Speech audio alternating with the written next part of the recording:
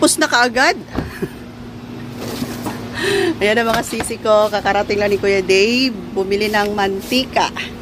And yung mga item na pinabili ko sa kanya sa Gaisano. So, titingnan natin kung saan naabot ang 5,000 na pinadala ko kay Kuya Dave. Ayan, titingnan natin yan mamaya mga sisi ko kung naubos niya ba yung 5,000. So, ayan mga sisi ko, hindi pala naubos ni Kuya Dave ang 5,000 na pinadala ko. 2,777 lang ang total lahat. Iba talaga pag si Kuya Dave yung utusan ko. Kung ano na yung nasa listahan, yun lang yung bibilhin niya. Pero sige na lang. At least may allowance, di ba mga sisi ko? Siyempre, chichirya na naman. Yan, hindi talaga wala yung mga chichirya natin kasi ang chichirya ay fast moving sa ating sari-sari store. So, piatos na malaki, piatos na maliit. Yan. And, syempre, yung ating cheesy. Yan, cheesy, meron cheesy tayo. Kung di ako nagkamali, 10 itong nasa listahan. Yan. Tapos, AC. Ilang piraso to? 5 lang. 5 lang din kinuha ni Kuya Dave. Ang ano ko sa kanya, 5 lang. 5 lang din kinuha. Tapos Mr. Chips, dapat sana 10 to. Yan, 5 lang yung kinuha niya. And ano pa ba dito sa ilalim? Ayan, ito. Super Crunch, 12 ang benta ko. 2 pack ang kinuha ni Kuya Dave. At ano itong sa ilalim? Yan. Roller coaster at saka cheese curls na maliit. Ayan, balik natin ito. Balik muna natin ito mga sisi ko. Pinagkalat na. 10 lang ang cheesy. Okay, next box. Ayan, ito yung Pansit Canton na naubusan na si grocery. Kaya napabili tayo sa labas. Kahit na isa dito sa ano. Ayan, wala na itong mga laman mga sisi ko. Ayan, kaya kailangan na talagang bumili. Kasi hindi pwedeng maubusan. Isa din to sa mga fast moving ang Pansit Canton. So, 25 ang green. Tapos, 25. Halos kompleto to mga sisi ko. Out of stock kasi sa grocery. Kaya, need talagang bumili ng ayan, kaya need na lumabas talaga para bumili sa labas. And ito pa, 25. Ano ba itong sa ilalim?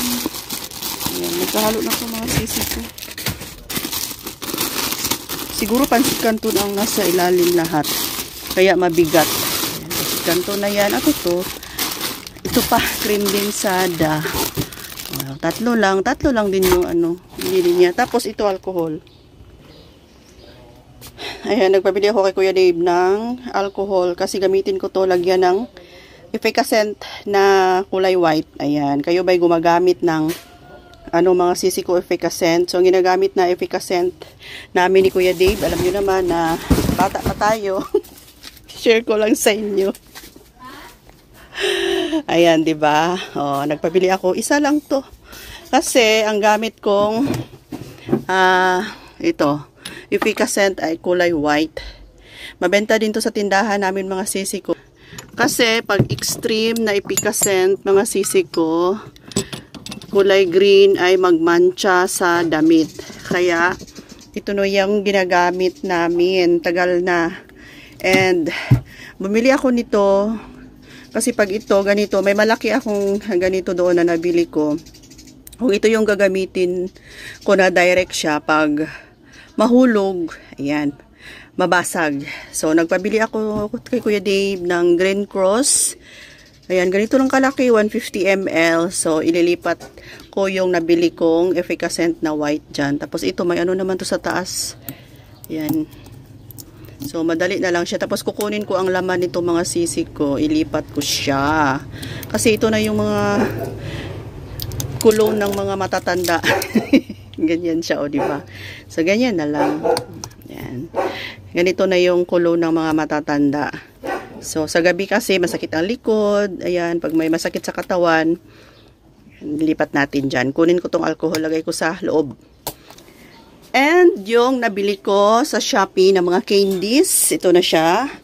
Nilagay ko sa garapon na lang. Ayan, o, diba? Ayan, pili na lang si mga bata. kung anong gusto nila. Strawberry ba or grapes. Ayan, nakalagay siya sa plastic. Sa canister ng lollipop. Tapos ito naman, dalawa na. 2 pieces, 5 pesos. Ayan, mahal na to mga sisig ko. Diyan siya. Tapos, itong sour head. Ayan, dito ko nilagay sa medyo mataas. Ayan. Line lang ng ating mga gamis. Sa taas siya mismo. Hindi ko siya nilagay dito sa may baba. Dito na side kasi naiinitan. And nilagyan ko siya ng ayan, tie wire. Diba, mga sisi ko? Para-paraan lang. Para maganda tingnan.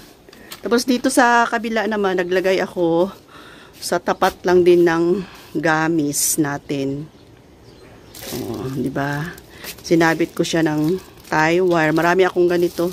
Tie wire. Nagpabili talaga ako kay Kuya Dave ng isang rolyo na tie wire para pag may kailangan, ayan, magamit ko. Tapos naglagay din ako dito sa baba ng ano. Ayan. So, pag may stock ng sour tang, kukuha tayo. Tapos dito na side, ayan, yung ating mga chichirya. Kaya nag-add ako kasi dito na part ay kalbo na. Diba? Tapos sa ilalim, kalbo na rin siya. Pabalik-balik na lang yung mga naka-display. Kaya nag-add tayo ng mga chichirya. So, sa mga nakasabit, meron pa naman. Pero, nagdagdag pa rin tayo. Kasi, itong mga chichirya natin ay napakabilis maubos. Tapos, dito, nakalagay yung ito'y green, blue.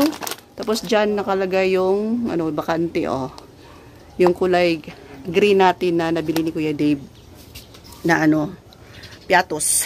Ayan. So, diba? And, flex ko lang ulit yung lagayan natin ng shampoo.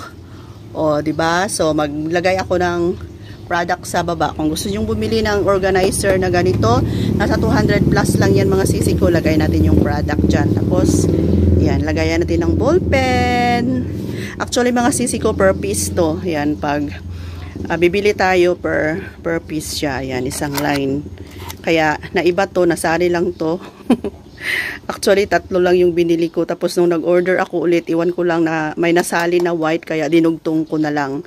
So, ang ginawa ko, para magiging, siya, ballpen organizer, yung 4 ay, ko na lang siya. Yan. Gidikit ko yung 4. Nakadikit yan yung 4. Yan.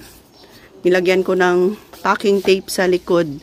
Tapos dito, ayan, paikot dito sa ilalim para magkadikit. Maganda na lagyan ng ating mga display na mga ballpen, ayan, pencil. So, may stock pa tayong ballpen doon. So, paubos ko muna to para hindi siya magtigas. So, first in, first out.